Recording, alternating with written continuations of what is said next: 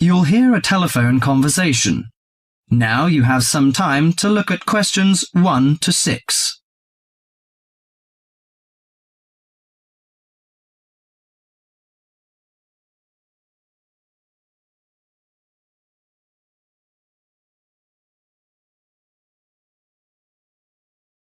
Listen to the conversation and answer questions 1 to 6.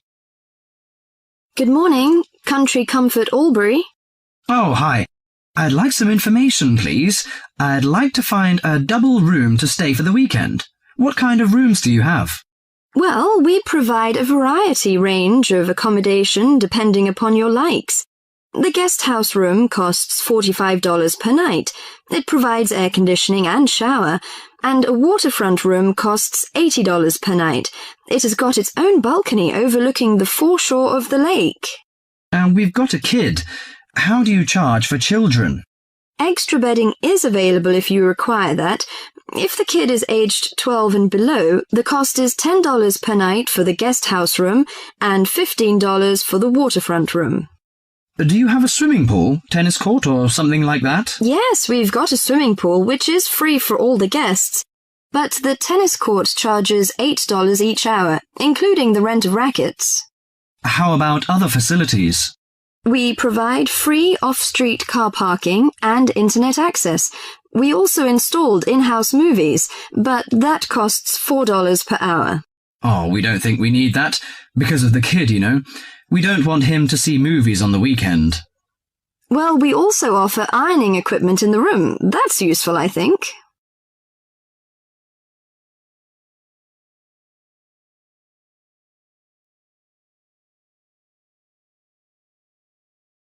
Before listening to the rest of the conversation, you have some time to go through the questions 7 to 10.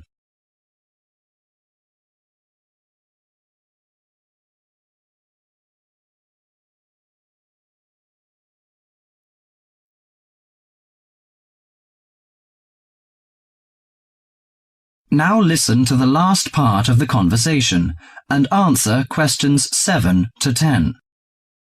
Great! Could you tell me the address? How do we get there? Yes, it's Country Comfort Albury, Albury, at 648 Dean Street, New South Wales. 648 Dean Street, Dean, is that right? Yes. Well, I wonder what activities are available there in this season. You know, we want to have an indulgent weekend in the boring winter. Oh, you'll not get bored here. You know, Albury is the perfect base for alpine skiing. Besides that, winter's frosty alpine air encourages walks through mist-laden valleys. You can walk alongside rushing streams and waterfalls. After returning to the warm and comfortable lounge, you can sit by the open fire. I think this is the ideal time of year to nourish your body at the Salus Spa. The idea of skiing doesn't appeal to me very much, but it sounds good to have a relaxing walk through the valleys. Maybe after that, I'll have a massage and some soaking in the spa. And you know, this hotel is perfectly located in a quiet position off the main highway in central Albury. It's within walking distance of licensed clubs, restaurants, shops, and the central business district. It's known for its excellent cuisine and warm Australian hospitality. Good. It's a good idea to taste the tasty dishes in one of the restaurants. My wife may be interested in shopping. She's always keen on that. I think I'll contact you later. Thank you very much. That is the end of part 1. You now have half a minute to check your answers.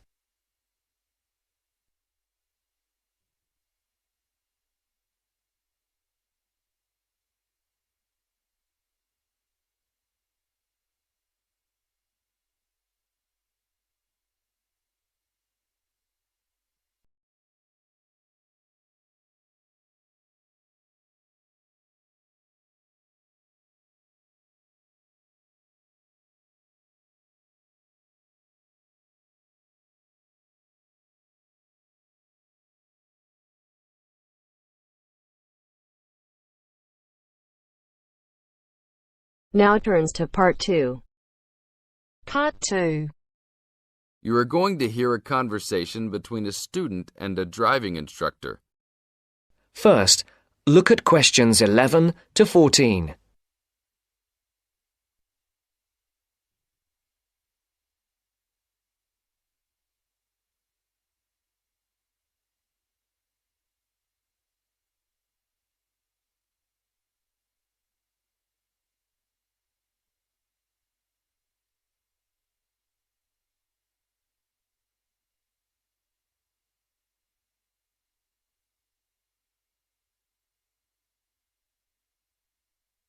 Listen carefully.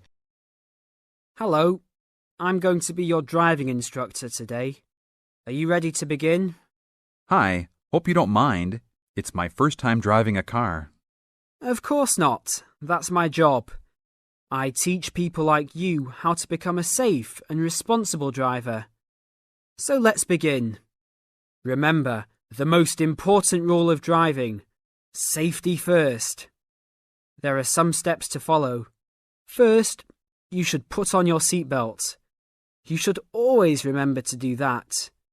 In case of an accident or emergency, having a seatbelt on is of utmost importance.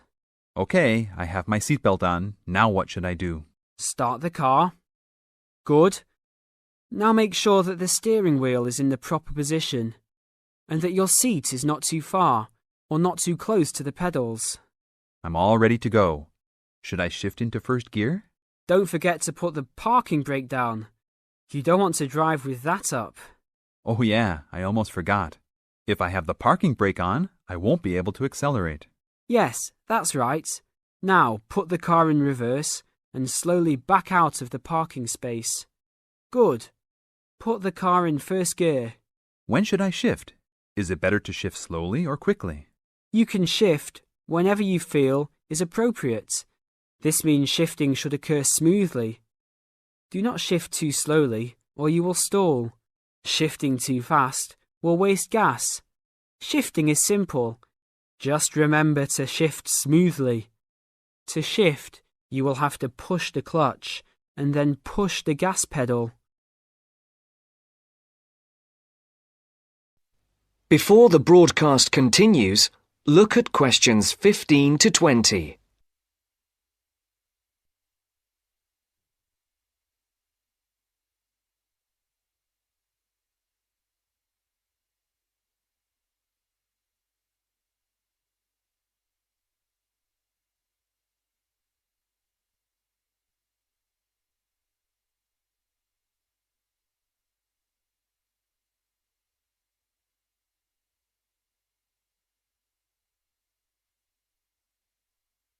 You will now listen to the second part of the talk. Remember, smoothly is the key to good shifting. Like this? Yes, that's good. Now keep it slow. Don't drive very fast just yet. Be sure to constantly check your mirrors for oncoming traffic. Always be aware of everything that is around you, including 3 important things. Remember these 3: people crossing the streets, other cars, and bicycles riding next to you. What should I do if I see a yellow light? Well, it's always better to brake instead of trying to run it. But if you're travelling at a speed where it's impossible to stop in time, then you should try to make it across the intersection. But remember, you should always try to stop.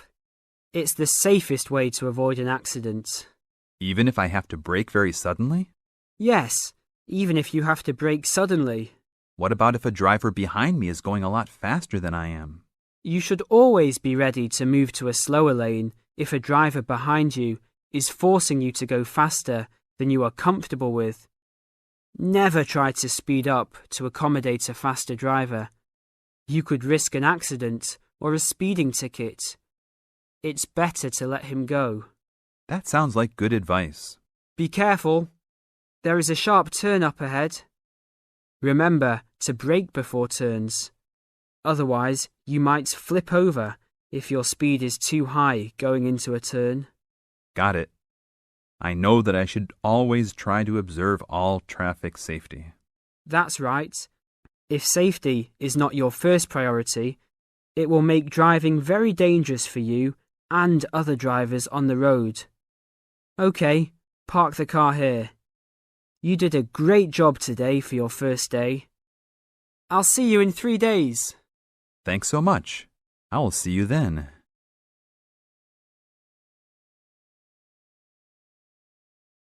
That is the end of part 2. You now have half a minute to check your answers.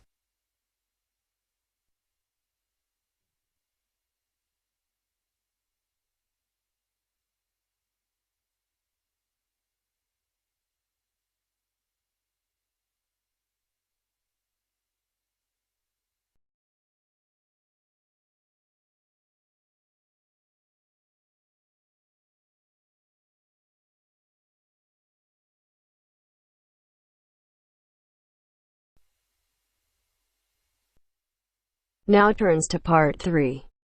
Part 3. You hear a club leader giving information to a group of young people who are planning to do a 2-week holiday course at the Tamerton Centre. First, you have some time to look at questions 21 to 25.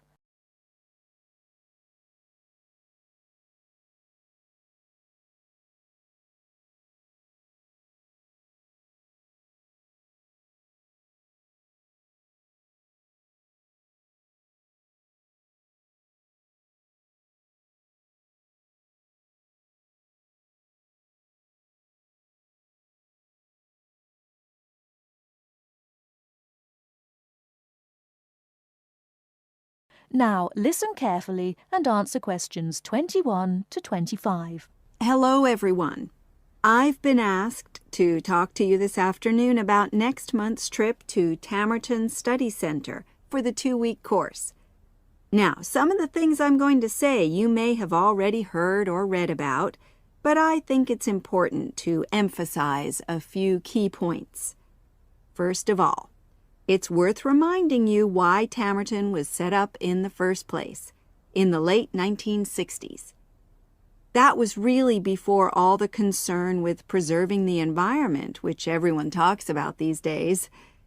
The idea was simply to get people out of the cities and into the country, and to find out that just being outdoors can be very rewarding.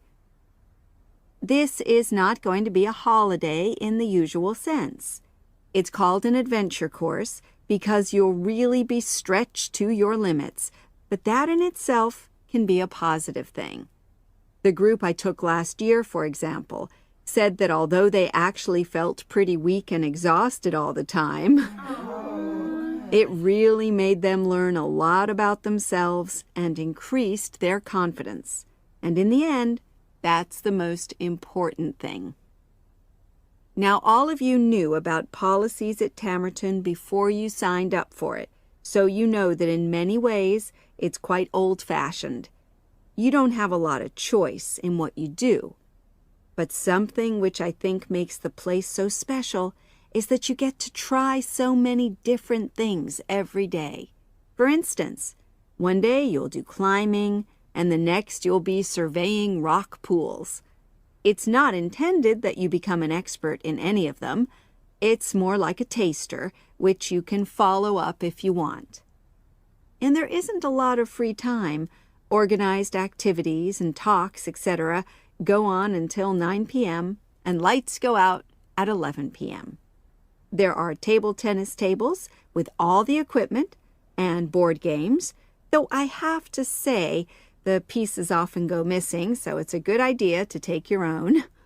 There's a DVD player with a good selection of films suitable for this age group, so don't take yours.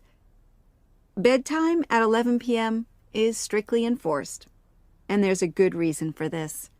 You're all under 18, and we organizers need to know that all group members are accounted for in the house as we close for the night. And of course, you'll be so exhausted anyway that you'll be too sleepy to want to cause any trouble. Before you hear the rest of the talk, you have some time to look at questions 26 to 30.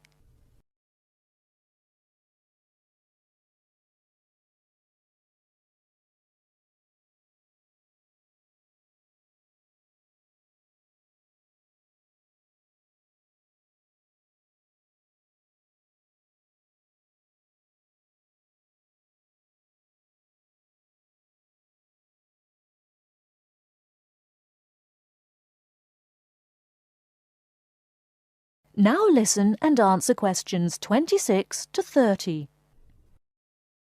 Now, what should you pack? The information sheet tells you a lot about what clothing to bring. But what about other things?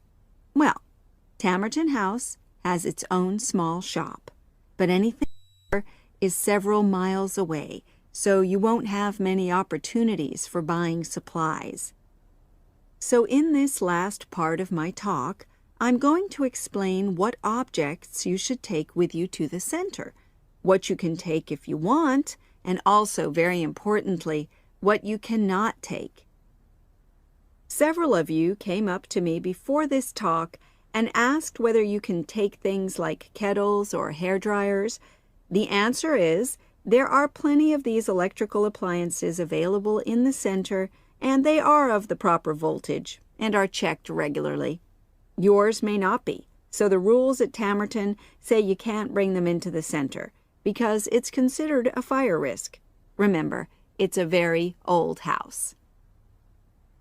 Now, another question was about cell phones.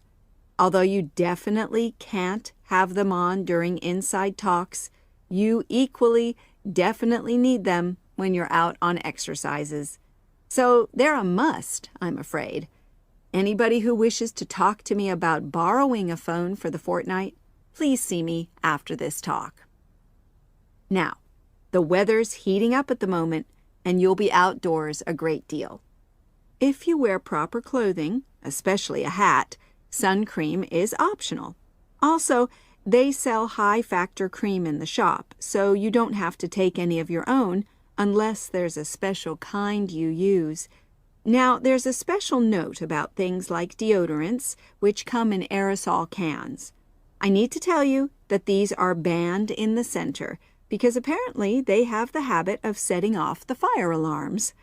If you want to take an aerosol can, you'll actually be at risk of being told to leave. And finally, people have been asking about whether they need to take towels. Well, the center does provide 1 towel per guest, which you're required to wash yourself. If you're happy with that, then don't bring another. If not, take one of your own. Just remember how much outdoor exercise you'll be doing and how dirty and wet you'll be getting. That is the end of part 3. You now have half a minute to check your answers.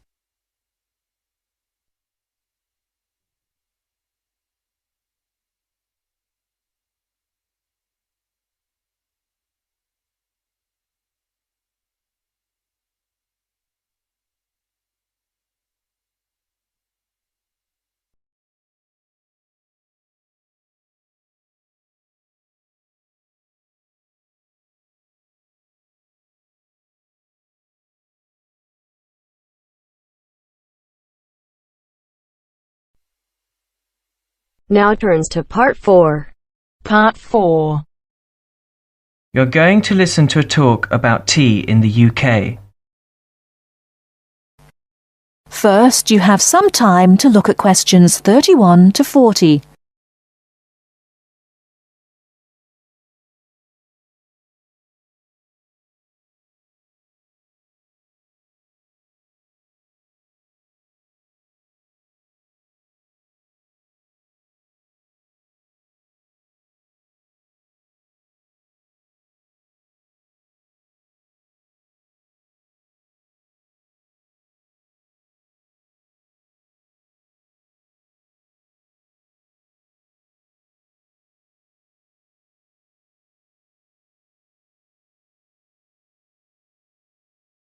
Now listen carefully and answer questions 31 to 40.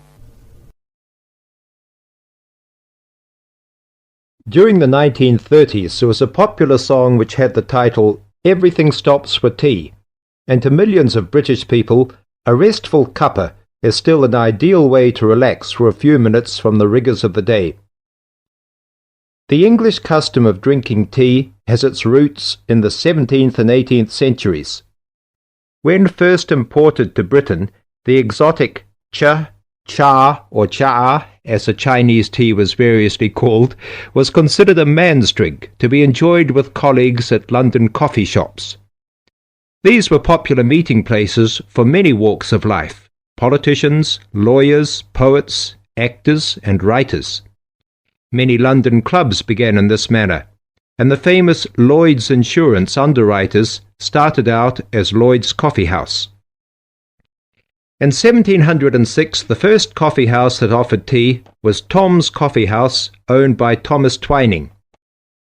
He realized that he needed to introduce an added attraction to compete with the many other coffee houses in London, and tea was rare, exotic, and extremely expensive.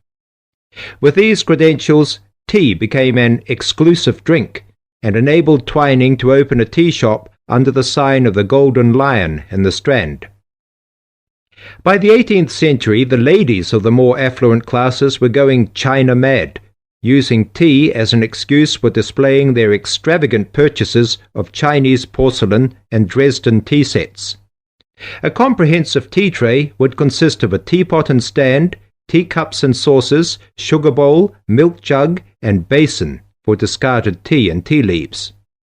Tea was still expensive and kept in locked tea caddies. Skilled craftsmen fashioned caddies of carved inlaid woods fitted with crystal and precious metals. To ensure the servants weren't tempted by this priceless commodity, the caddy was kept locked, and only the mistress of the house held the key and prepared tea when guests came to visit. No well-brought-up young Englishwoman could consider herself socially acceptable unless she knew how to brew a proper cup of tea. As the 18th century progressed, changes in commerce and working hours resulted in the main meal of the day being taken much later in the evening. The prospect of lasting from breakfast until evening did not appeal to the Duchess of Bedford, who is usually credited with being the first to alleviate late afternoon hunger pangs by introducing a small 4 o'clock meal served with tea. With time, the light, wafer-thin toast or delicate white bread gave way to exotic fillings like tomato and egg, cucumber, chicken, or potted shrimps, followed by buttered scones, crumpets, or elegant pastries.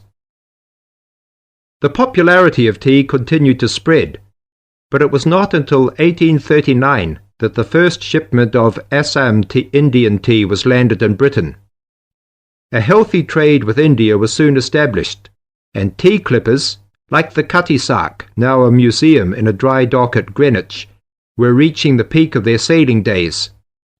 In 1879, the first limited shipments of Ceylon tea began to arrive, and by 1880 this had been firmly established alongside Indian and China teas, giving the broad range of teas that are available today. There have been few changes in 3 centuries of tea trading. London is still the centre, and indeed Twining still has a shop on the site of the original Tom's Coffee House at 216 The Strand. The name Twining has been linked with tea for over 280 years. Indeed, it was Richard Twining, in his capacity as chairman of the dealers of tea, who in 1784 persuaded Prime Minister William Pitt to reduce the high tax on tea, making the beverage more accessible to the general public. That is the end of part 4. You now have half a minute to check your answers.